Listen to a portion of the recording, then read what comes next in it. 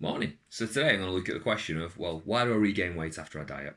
So if you've sort of done any dieting, if you know anyone who has, if your family have, you'll have seen this. People lose 10 pounds, they gain 10 pounds, maybe 12. Lose a stone, they gain a stone and a bit back. It's a couple of stone, same thing. And it's a very common thing. I've seen it happen multiple times, like with people who've done diets and diet clubs and challenges and all this type of stuff. And it must be frustrating for people. Certainly, I know when I used to cut for fights, it was frustrating for me that I wouldn't stop training. I would still be, training hard and eating reasonably well. And after fighting or a cut for that fight, I would then regain that which we expected, but we would always end up like more than you'd expect. And I'd be like, oh, for fuck's sake, I'm still training, I'm still doing all this stuff. So that's kind of what set me on the journey of kind of figuring out what was happening and understanding how it was bad for my body. Uh, so what is happening? Well, your body's essentially preparing you to keep you alive. So when we start reducing our calories, especially when we drop them really severely, we're essentially telling our body, well, there's not much food available. We're in a famine. That's from an evolutionary standpoint, that's what's being done. Your body's going, oh shit, we got to keep this fucker alive. And it's even worse if you're a woman because it's got to think, well, fuck, I've got to keep this fucker alive, and they might get pregnant. I've got to support another life, so it'll become even more. Well, what happens is it becomes efficient. It becomes very efficient at using the fuel that you give it. You're giving it less fuel, so it will not waste a drop of it. It's like a hybrid car, it's like super efficient, so it just becomes more and more and more efficient. So you require less and less calories to run, which is really shit for weight loss. We want to be like a fucking Mustang that's leaking fuel. Because that's why I always say I love lifting, I love powerlifting. I always say I want to build big fucking massive engines because they require loads of fuel.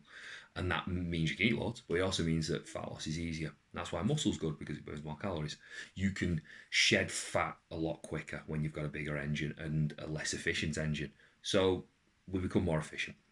So on top of that, our body starts prepping for when more food becomes available. So this is something it's a bit more new, but there's science out there and studies to back it up. There's actually one on the Hybrid website about diets, and it backs a lot of what I'm going to say up. So, and the studies are referenced and stuff like that if you want to check it out. So your fat cells shrink. But what's being shown to happen as well is they actually divide. So your fat cells are shrinking, so we're losing weight, they're shrinking down, they're shrinking down. But your body's preparing for when more food's available. It's preparing for them to get you ready for the next famine. It's thinking, right, as soon as food comes available, we need to replenish these fat reserves. So it divides them, and then you start eating again. And because your metabolism's, it's going really slow, so you might not even eat that much. You might just go, bit of a treat at the weekend, a few extra calories, each day, a few treats, blah blah blah blah, a few hundred calories a day. But your body's not. It's just not. It doesn't need that amount of energy, so it's just storing it because it's like thinking, well, if we hit another famine, we're gonna die. So it starts replenishing these new fat cells, and they get bigger and bigger and bigger, and they go back to where they were before. Problem is, you've got more of them now. That's why a lot of people, they will lose weight, but they'll also end up, when they regain, they actually get bigger than they were before. There's also the fact that a lot of people, if they're not resistance training and they're not prioritizing protein and they're really restricting the calories, will also lose muscle mass. So the muscle mass will be going down as well. So yes, they're losing weight, but losing fat and muscle, which happens in any sort of weight loss phase, but you can negate it a little bit. So losing fat and muscle. So again, muscle burns loads of calories compared to fat. So when you're losing that, you're just becoming a smaller engine. You require less and less fuel, which is shit. I love eating. I'm sure you love eating. So this is why I'm going to tell you right now before I carry on. If you love eating and you want to eat more food, lift fucking weights, build some muscle. It'll change your fucking life. And we'll continue. Yeah, so that's happening. So your body becomes really efficient at using fuel, so it becomes crap at shedding fat, and it becomes really good at storing it. That's the best way to look at it. So, and the more you diet, the worse this gets.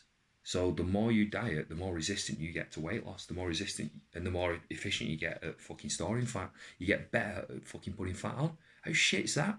So every time you do one of these challenges, every time you do one of these crash diets, you are inhibiting your ability to actually get lean, and you're also increasing your ability to get fat. How shit's that? This is why I'm so fucking against stuff like this. It's not just for the sake of it. It's because it's fucking really bad for your health. We know it's bad for your mental health as well. The amount of people I've talked to who've done challenges and weight loss, and it's fucked them up really bad. But underneath, it's doing loads of damage. you're working against your body. You've got hormonal responses going on. You've got things like leptin to think about that as you're sort of losing weight, that decreases. Well, that's telling your body that your fat cells are shrinking. So again, it puts the brakes on everything. It'll stimulate your hunger hormone, and that'll like start putting fucking images in your brain, and it'll just make you want to quit and make you want to eat everything. You'll know these things. It's not just you're not just weak. You're not just like you're not just lazy, you're not just weak-willed. There's other things going on. You're working against your body. By doing a crash diet, you're just going against like how your body works. This is why small sustainable changes, and it's something I'll keep hammering on and hammering on and hammering on and hammering on. Small sustainable changes will get you there a lot quicker than crash diets. Yes, we know if we do a crash diet, we'll lose 10 pounds, we'll lose a stone, but you're probably going to put it back on and more, and you're going to be in a worse position. And each time it gets harder, each time you lose less, each time you're bigger at the end of it, and each year you get worse and worse. Whereas if you play the long game, yeah, it's going to take you a long time, because it fucking does. I've been training for fucking years, just like any other trainer has, just like any other person who's fit and healthy has. That's what it takes. It takes habits, it takes things done every single fucking day for a long period of time. But again, it's not major stuff, it's little things. Focus on those little things, focus on building those little habits, and they will get you there a lot quicker. Not in the short term, but in the long term, you'll fucking win. And that's all that matters. Because right now, the vast majority of people who are going to diet, who are going to lose weight, are going to put it all back on and more, and they're going to end up more unhealthy, and they're going to die younger, and they're going to have loads of complications. They're going to put a massive strain on the NHS. This is what's going to happen.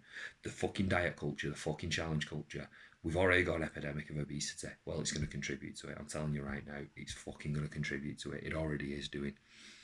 We need to focus on changing lifestyles, and we need to focus on education. That's me done.